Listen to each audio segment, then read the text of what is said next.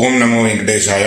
భక్తులారా, అందరికీ హృదయపూర్వక స్వాగతం. తిరుమల శ్రీవారి ఆలయంలో జరిగే ప్రతి ఉత్సవానికి, ప్రతి ఆచారానికి, ప్రతి సాంప్రదాయానికి ఒక గొప్ప చరిత్ర ఉంటుంది. బయటకు చూస్తే ఇది కేవలం ఒక కార్యక్రమంగా కనిపించినప్పటికీ కానీ లోతుగా పరిశీలిస్తే దాని వెనుక ఉన్నటువంటి భక్తి, వినయము, బాధ్యత, సాంప్రదాయము, ఆధ్యాత్మికత అన్నీ కలిసి ఒక గొప్ప సందేశం కనిపిస్తూ ఉంటుంది. ఈ రోజు మనం తెలుసుకోబోయేది ఇలాంటి అత్యంత విశిష్టమైనటువంటి ఉత్సవం గురించి. అదే సాలకట్ల ఆనివార ఆస్థానం. ఈ వీడియోను చివరి వరకు తప్పకుండా చూడండి, ఎందుకంటే చివరిలో చాలా మందికి తెలియని ఒక ఆసక్తికరమైన రహస్యాన్ని కూడా తెలియజేస్తాను. శ్రీవారి ఆలయంలో ఈ ఒక్క రోజే ఎందుకు ఆలయ తాళపు చెవులను స్వామివారికి పాదాల వద్ద ఉంచుతారు? దీనికి అతిరాంచి మఠానికి ఉన్నటువంటి సంబంధం ఏమిటి? అసలు ఈ ఉత్సవాన్ని శ్రీవారి ఆలయ వార్షిక బడ్జెట్ పండుగగా ఎందుకు అంటారు అన్న విషయాలన్నీ కూడా పూర్తి వివరణతో తెలియజేసుకుందాం. భక్తులారా, మనం సాధారణంగా కొత్త సంవత్సరం ప్రారంభమైతే ఇంట్లో కొత్త లెక్కలు మొదలు పెడతాం. వ్యాపారులు కొత్త ఖాతా పుస్తకాలు ప్రారంభిస్తారు. అలాగే శ్రీవారి ఆలయంలో కూడా ఒక ప్రత్యేకమైన వార్షిక లెక్కల సమర్పణ ఉత్సవం ఉంది. అదే ఆనివార ఆస్థానం.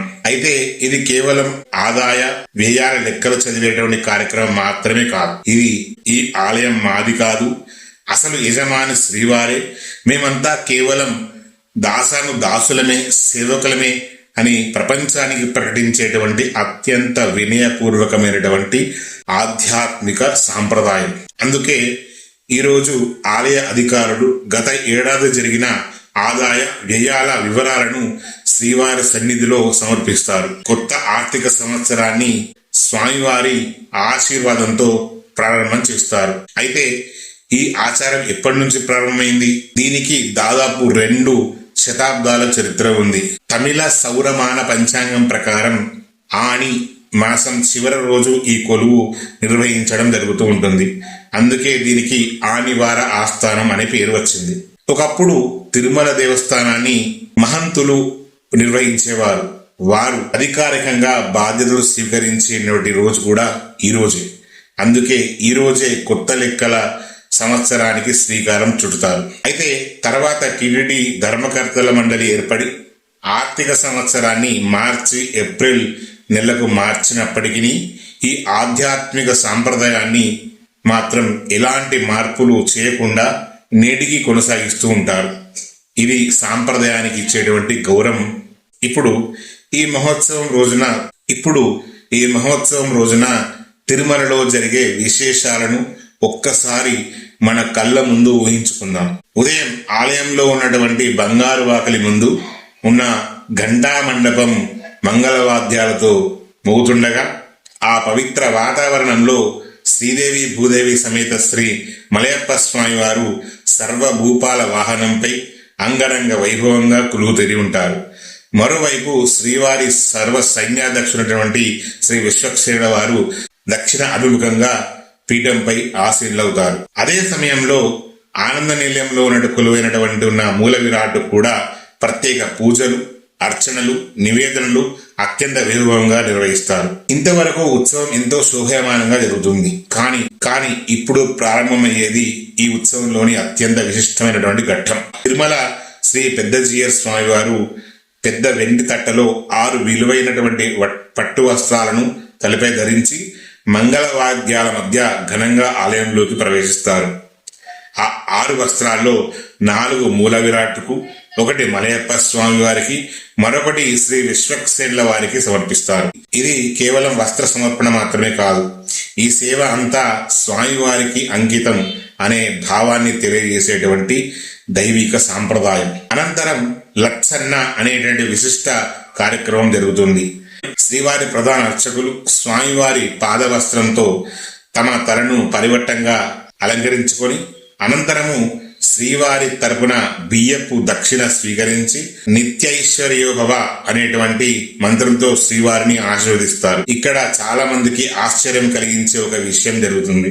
ఆలయ ప్రధాన అర్చకులు పెద్దజీయర్ స్వామి, చిన్నజీయర్ స్వామి, టీటీడీ కార్యనిర్వహణ అధికారి చేతులకు ఆలయ తాళపు చెవులను గుర్తిని తగిలించి హారతి తీర్థం తాంబూల మర్యాదలు అనంతరం ఆ తాలపు చెవులను తీసుకువెళ్లి నేరుగా శ్రీవారి పాదాల వద్ద ఉంచుతారు. ఎందుకు ఇలా చేస్తారు? ఎందుకంటే ఈ ఆలయానికి అసలైన యజమాని మనుషులు కాదు, స్వయంగా శ్రీ వెంకటేశ్వర స్వామి వారే. పరిపాలన చేసి ప్రతి ఒక్కరూ కేవలం ఆలయ సేవకులు మాత్రమే అని గొప్ప సందేశాన్ని దీని ద్వారా మనం తెలుసుకోవచ్చు. ఈ ఒక్క ఆచారం ప్రపంచానికి తెలియజేస్తుంది. ఈ ఉత్సవంలో మరో విశేషం కూడా ఉంటుంది. తమిళనాడులోని పవిత్రమైనటువంటి శ్రీరంగ క్షేత్రం నుంచి ప్రతి సంవత్సరం ప్రత్యేకంగా 6 పట్టు వస్త్రాలను శ్రీవారికి సమర్పిస్తారు. తమిళనాడు ప్రభుత్వం తరపున మంత్రి, అధికారులు వాటిని తీసుకువచ్చి సమర్పించడం ద్వారా శ్రీరంగం, తిరుమల క్షేత్రాల మధ్య ఉన్నటువంటి శతాబ్దాల ఆధ్యాత్మిక బంధం మరింత బలపడుతుంది. ఇంతవరకు ఉదయం కార్యక్రమాలు ముగిసిపోతాయి, ఆనివార ఆస్థానం ముగుస్తుందనుకుంటే పొరపాటే. సాయంత్రం శ్రీదేవి భూదేవి సమేత శ్రీ మలయప్ప స్వామి వారు సువాసనటువంటి పుష్పాలతో అలంకరించినటువంటి పుష్ప పల్లెపై తిరుమల మాడవీధుల్లో ఊరేగుతూ భక్తులకు దివ్య దర్శనమిస్తారు. ఈ దృశ్యాన్ని భక్తులు తమ జీవితంలో మర్చిపోలేని అనుభూతిని పొందుతారు. 2026 జూలై 16 ఆనివార ఆస్థానం నిర్వహించబడుతుంది. దీనికి ముందు రోజు అంటే జూలై 15 కోయిలాల్వార్ తిరుమంజనం నిర్వహిస్తారు.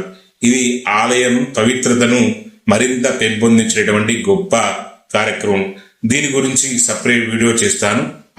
ఆ వీడియోలో పూర్తిగా తెలుసుకుందాం. ఈ 2 రోజుల్లో తిరుమలలో జరిగేటువంటి ఈ ఉత్సవాలు జరిగినప్పుడు విఐపి దర్శనాలు, అలాగే అష్టదళ పద్మారాధన, కళ్యాణోత్సవం, ఊంజల్ సేవ, సహస్ర దీపాలంకరణ సేవ వంటి అన్ని ఆర్జిత సేవలు కూడా రద్దు చేస్తారు. అందువల్ల ఈ రోజుల్లో ఎవరైతే తిరుమల దర్శనానికి వెళ్తారో ముందుగానే తమ ప్రయాణాన్ని ప్రణాళిక ప్రకారంగా నిర్వహించుకోండి. ఇప్పుడు ఈ ఉత్సవం వెనుక ఉన్నటువంటి చరిత్రను పూర్తిగా అర్థం చేసుకోవడానికి ప్రయత్నించిద్దాం. 1843లో British East India company Tirumala ఆలయ పరిపాలనను హతీరాంజీ అనేటువంటి మఠ మహంతులకు అప్పగించారు. అనంతరం 1933లో టీటీడీ పాలక మండలి ఏర్పడే వరకు ఆలయ పరిపాలన కూడా ఆ మహంతుల ఆధ్వర్యంలో కొనసాగింది. అందుకే ఆనివార ఆస్థానం రోజు వారు అధికారికంగా పరిపాలనా బాధ్యతను స్వీకరించేవారు. అదే రోజు కొత్త లెక్కల సంవత్సరం ప్రారంభమయ్యేది. ఆ సాంప్రదాయము కాలంతో పాటు పరిపాలన మారిన ఆధ్యాత్మిక భావం మాత్రం అలాగే ఉంది. నేటికి అదే భక్తితో, గౌరవంతో కొనసాగుతుంది. భక్తులారా, ఆనివార ఆస్థానం మనకు ఒక గొప్ప జీవిత పాఠాన్ని నేర్పుతుంది.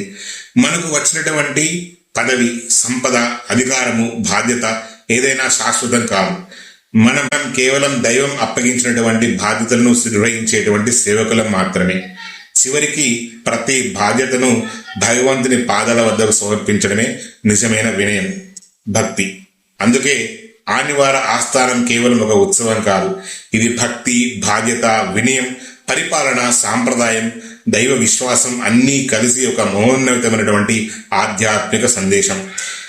ఈ వీడియో మీకు ఉపయోగకరంగా అనిపించి ఉంటే తప్పకుండా లైక్ చేయండి. మీ కుటుంబ సభ్యులకు, స్నేహితులకు ఈ సమాచారాన్ని పంచుకోండి, షేర్ చేయండి. ఇలాంటి మరెన్నో తిరుమల విశేషాలు, ఆలయ రహస్యాలు, శాస్త్రోక్త ఆచారాలు తెలుసుకోవడానికి మా ఛానల్ శ్రీవారి దాసుడు సబ్స్క్రైబ్ చేసుకోండి. బెల్ ఐకాన్ కొట్టడం మర్చిపోవద్దు. ఓం నమో వెంకటేశాయ. ఇంకా దీని గురించి మీకు ఏమైనటువంటి సందేహాలు ఉంటే కనుక మెసేజ్ చేయండి. ఓం నమో వెంకటేశాయ. జై శ్రీమన్నారాయణ.